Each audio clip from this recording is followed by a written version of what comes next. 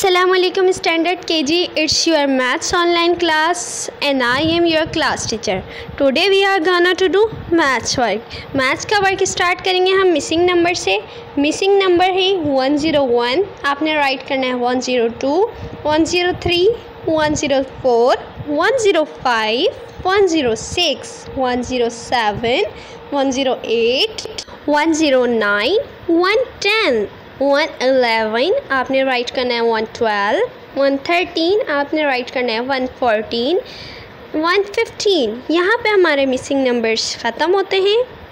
Next question है tables का. यहाँ पर हमारा टेबल है table of 2.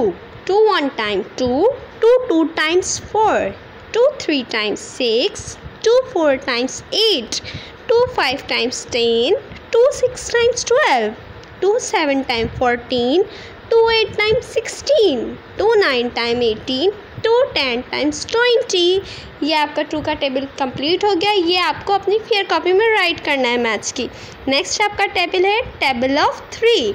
3 1 time 3, 3 2 times 6, 3 3 times 9, 3 4 times 12, 3 5 times 15, 3 6 times 18, 3 7 times 21, 3 8 times 24, 3 9 times 27, 3 10 times 30. ये आपका 3 का टेबल भी हो गया. ये आपको अपनी फेयर कॉपी में राइट करना है. अब हमारा लास्ट क्वेश्चन आ जाता है डेफिनेशन का क्वेश्चन.